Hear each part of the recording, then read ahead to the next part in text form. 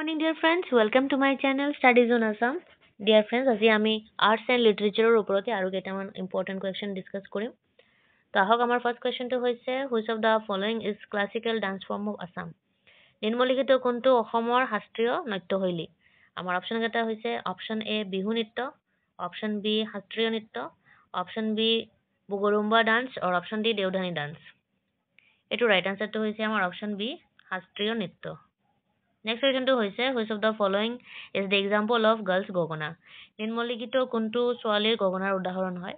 আমাৰ অপশ্যন কেইটা হৈছে অপশ্যন এ ৰামধান গগনা, অপশ্যন বি লাহৰি গহনা, option C both A and B is correct আৰু option D only A is correct. Right আনচাৰটো হৈছে অপশ্যন বি লাহৰি গহনা। ছোৱালীবোৰে এইটো গহনাটো ইউজ কৰে।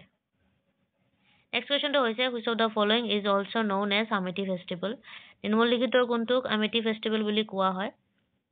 আমাৰ অপশ্যন কেইটা হৈছে অপশ্যন এ আম্বুবাচী মেলা, অপশ্যন বি জোনবিল মেলা, অপশ্যন চি দুৰ্গা পূজা আৰু অপশ্যন ডি বিহু। এইটোৰ ৰাইট আনচাৰটো হৈছে আমাৰ অপশ্যন এ অম্বুবাচী মেলা। নেক্সট কুৱেশ্যনটো হৈছে paper is made by which raw material.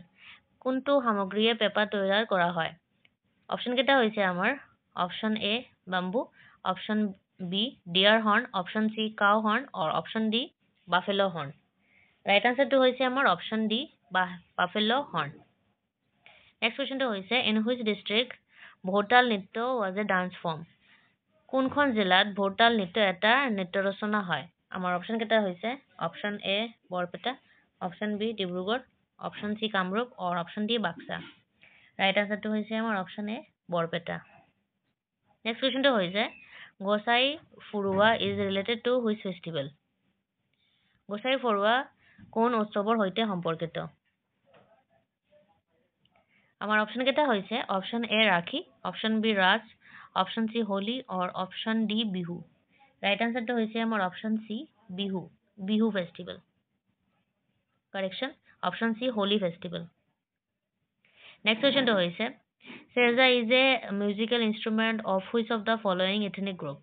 হেৰজা হৈছে নিম্নলিখিত কোনটো জাতিগত গোটৰ এটা বাদ্যযন্ত্ৰ? আমাৰ অপশ্যন কেইটা হৈছে option A Koch, option B Chutia, option C Bodo আৰু অপশ্যন ডি কাছাৰিজ। এইটো ৰাইট আনচাৰটো হৈছে আমাৰ অপশ্যন চি বড়োজ। বড়োজ জাতিৰ মিউজিকেল ইনষ্ট্ৰুমেণ্টৰ নাম হৈছে এইটো হেৰজা। নেক্সট কুৱেশ্যনটো হৈছে which of the following was used as a belt in battle field. নিম্নলিখিত কোনটো যুদ্ধৰ ক্ষেত্ৰত বেল্ট হিচাপে ব্যৱহাৰ কৰা হৈছিল? আমাৰ অপশ্যন কেইটা হৈছে আৰণাই, অপশ্যন বি জোৱাই, অপশ্যন চি দকনা আৰু অপশ্যন ডি গামোচা। এইটো ৰাইট আনচাৰটো হৈছে আমাৰ অপশ্যন ই আৰণাই। নেক্সট কুৱেশ্যনটো হৈছে Wangala festival is celebrated in which community. ৱাংলা উৎসৱ উদযাপন কৰা হয় কোনটো সম্প্ৰদায়ত? আমাৰ অপশ্যন কেইটা হৈছে option A Kachari, option B Kuki, option C Bodo আৰু অপশ্যন ডি গাৰো। এইটো ৰাইট আনচাৰটো হৈছে আমাৰ option D Garo communities. And আজিৰ ভিডিঅ' লাষ্ট কুৱেশ্যনটো হৈছে Assamese philosophical folk song are known as what.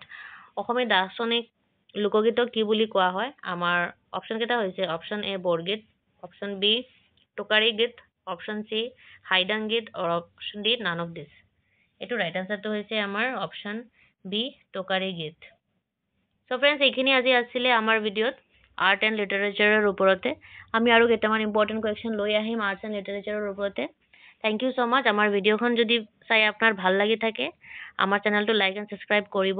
Thank you so' much.